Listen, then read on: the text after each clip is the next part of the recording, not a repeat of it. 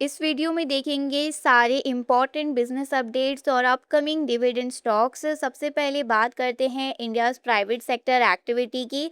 अगस्त में India's HSBC flash composite PMI 54.6 रहा, जो जुलाई के 54.3 से इम्प्रूव हुआ।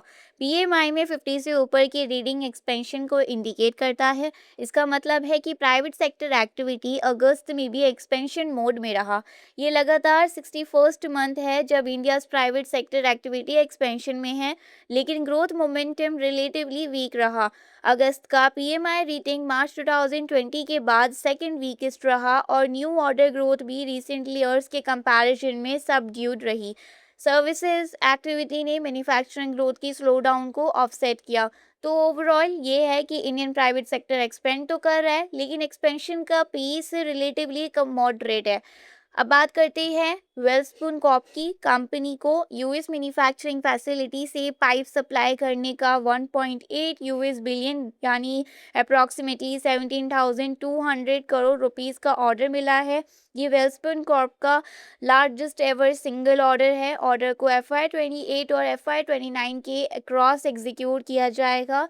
इस ऑर्डर के बाद कंपनी का ग्लोबल ऑर्डर बुक भी रिकॉर्ड 4.5 बिलियन यूएस डॉलर यानी अप्रॉक्सीमेटली 42,100 करोड़ रुपीस तक पहुंच गया। ये डेवलपमेंट कंपनी के लिए इम्पॉर्टेंट है because large order book future revenue visibility को सपोर्ट कर सकता है। लेकिन इन्वेस्टर्स को सिर्फ ऑर्डर वैल्यू नहीं देखनी चाहिए, actual impact execution margin cost और ऑर्डर कंप्लीटेशन पर डिपेंड करेगा। अब बात करते हैं इंडियाज़ फॉरेन एक्सचेंज रिजर्व्स की। 14 अगस्त के एंड हुए वीक में India's forex reserves 9.9 US billion increase होकर 706.9 बिलियन यूएस डॉलर हो गए। इससे पहले 707 यूएस बिलियन थे। इंक्रीज में मेजर कंट्रीब्यूशन रहा फॉरेन करेंसी असेस्ट का 7.2 बिलियन डॉलर का इंक्रीज और गोल्ड रिजर्व का 2.7 बिलियन यूएस डॉलर का इंक्रीज। इसके साथ ही इंडियाज़ फॉरेक्स रिजर्व्स फरवरी के record high 728.5 billion US dollar के काफ़ी क्लोज आ गए। स्ट्रॉन्ग फॉरेक्स रिजर्व्स इंडिया को एक्सटर्नल शॉक्स, इंपोर्ट्स और करेंसी रिलेटेड वॉलेटिलिटी को मैनेज करने के लिए एडिशनल फाइनेंशियल कुशन प्रोवाइड करते हैं। अब ऑटोमोबाइल सेक्टर की update. Tata Motors passenger vehicles 1 सितंबर से अपनी कार्स और एसयूवीज की प्राइसेस में अप टू 25,000 रुपीज़ तक का इंक्रीज करेगी। प्राइस इंक्रीज मॉडल और वेरिएंट के अकॉर्डिंग डिफरेंट होगा। कंपनी के अकॉर्डिंग हाइक का पर्पस राइजिंग इनपुट कॉस्ट और कमोडिटी इन्फ्लेशन को पार्टिशली ऑफसेट करना है। पैरिस्टिन जियोपॉलिटिकल अनसर्टिनिटी भी इनपुट कॉस्ट को इम्पैक्ट कर रही है। इसका direct impact new car buyers पर पड़ेगा, स्पेशली उन कस्टमर्स पर जो सितंबर के बाद व्हीकल्स परचेज करना चाहते हैं। अब इन्वेस्टमेंट मैनेजमेंट इंडस्ट्री की बात करें तो APMI के डेटा के अकॉर्डिंग जुलाई में इंडियाज़ पोर्टफोलियो मैनेजमेंट सर्विसेज यानी PMS इंडस्ट्री का AUM 2% month on month basis पे इंक्रीज होकर 44.11 लाख करोड़ रुपीस हो गया। PMS क्लाइंट बेस भी 1.3% इंक्रीज होकर अराउंड 2.23 लाख अकाउंट्स तक पहुंच गया। ईयर ऑन ईयर बेसिस पर AUM और क्लाइंट अकाउंट्स दोनों में अप्रॉक्सीमेटली 11% ग्रोथ हुई है। ये डेटा इंडिकेट करता है कि PMS इंडस्ट्री में असेस्ट के साथ इन्वेस्टर पार्टिसिपेशन भी कंटिन्यू कर रहा है। PMS services generally professionally managed portfolios provide करती है, जहां इन्वेस्टमेंट स्ट्रैटेजी क्लाइंट के अकॉर्डिंग कस्टमाइज की जाती है। अब बैंकिंग सेक्टर की मेजर अपडेट। आईसीआईसीआई बैंक ने ओवरसीज डेब्ट मार्केट से up to 5 billion US dollar raise करने का प्लान अप्रूव किया है। बैंक बॉन्ड्स, नोट्स और ऑफशोर सर्टिफिकेट्स ऑफ डिपॉजिट जैसे इंस्ट्रूमेंट्स के थ्रू इंटरनेशनल मार्केट से फंड रेज कर सकता है। एक्सचेंज फीलिंग के अकॉर्डिंग बैंक ने इंटरनेशनल फंड रेजिंग के लिए अपने बोरोइंग लिमिट रिवाइज की है। Large scale fund raising banks को लेंडिंग ग्रोथ और ब्रॉडर बिजनेस रिक्वायरमेंट्स के लिए एडिशनल फंडिंग प्रोवाइड कर सकती है। लेकिन इन्वेस्टर्स के लिए इंपॉर्टेंट फैक्टर सिर्फ फंड रेजिंग अमाउंट नहीं है, बोरोइंग कॉस्ट, फंड यूटिलाइजेशन और फ्यूचर बैलेंस शीट ग्रोथ भी इक्वली इंपॉर्टेंट रहेगा। अब बात करते हैं अपकमिंग डिविडेंड एक्स डेट्स पर। यहाँ एक इम्पॉर्टेंट पॉइंट समझना ज़रूरी है। एक्स डिविडेंड डेट के बाद स्टॉक परचेज करने वाले इन्वेस्टर्स उस पर्टिकुलर डिविडेंड के लिए एलिजिबल नहीं होते। इसीलिए डिविडेंड कैप्चर करने के लिए एक्स डेट और रिकॉर्ड डेट को प्रॉपरली चेक करना इम्पॉर्टेंट है। अब देखते हैं एक्स डेट्स। 24 अगस्त को एक्स डिविडेंड होने वाली कंपनीज हैं एएमजे लैंड होल्डिंग्स 20 पैसे पर शेयर के डिविडेंड के लिए एक्स डेट पे ट्रेड करेगा। जिलेट इंडिया 60 रुपीज़ पर शेयर के डिविडेंड के लिए 24 अगस्त को एक्स डेट पे ट्रेड करेगा। नैल्को 1 रुपीज़ का डिविडेंड, एसजेवीएन 35 पैसे का डिविडेंड, पदुमजी पेपर प्रोडक्ट 60 पैसे का डिविडेंड, इंडिया पेस्टिसाइड्स 75 पैसे का डिविडेंड, सैनको गोल्ड 1 रुपीज़ का dividend, nature wings holidays 1 rupees 60 पैसे का dividend, international gemological institute 2 rupees 55 पैसे पर शेयर का डिविडेंड। इस लिस्ट में जिलेट इंडिया का 60 रुपीज़ पर शेयर का डिविडेंड सबसे नोटेबल अमाउंट्स में से एक है।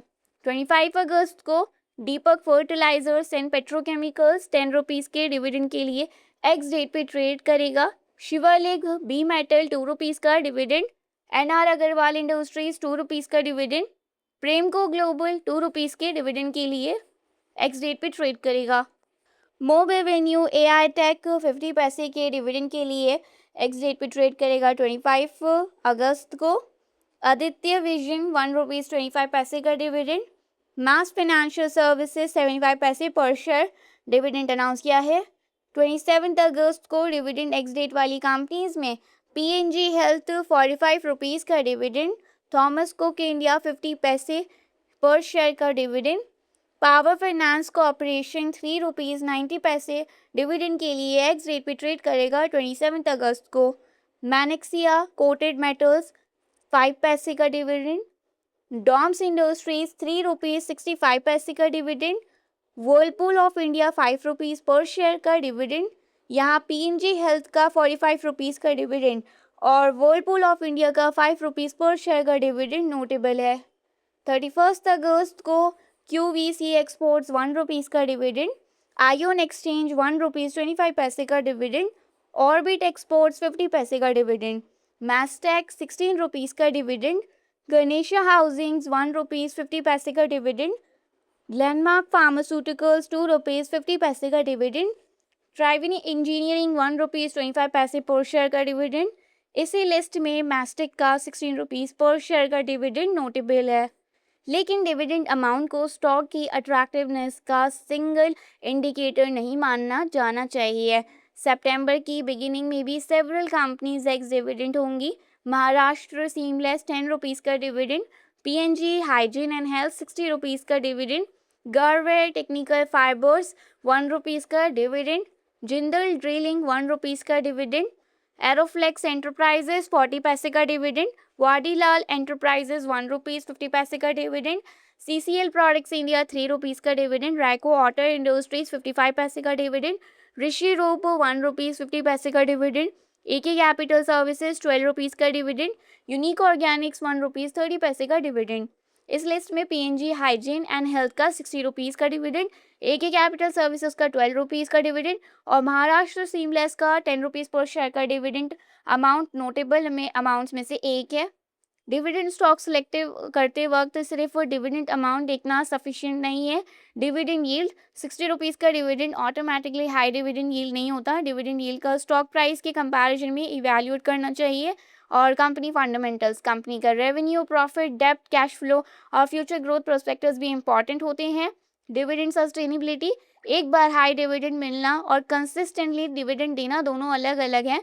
इसीलिए इन्वेस्टर्स को कंपनी का डिविडेंड हिस्ट्री और पे आउट सस्टेनेबिलिटी भी चेक करनी चाहिए। Ex date and record date, dividend eligibility के लिए relevant ex date, record date और सेटलमेंट टाइमलाइन को वेरीफाई करना ज़रूरी है। सो ये था आज के मेजर अपडेट्स का क्विकली रिकैप करते हैं। इंडिया का कंपोजिट पीएमआई अगस्त में 54.6 रहा, although growth momentum relatively subdued है। वेल्सपन कॉर्प का 1.8 बिलियन यूएस डॉलर का लार्जेस्ट एवर सिंगल ऑर्डर मिला, जिसके बाद global order book 4.4 billion US dollar तक पहुंच गया। इंडिया का forex reserve 706.9 billion US dollar हो गया, जो फरवरी के रिकॉर्ड हाई के क्लोज है। टाटा मोटर्स पैसेंजर व्हीकल्स 1 सितंबर से prices up to 25,000 rupees increase करेगी।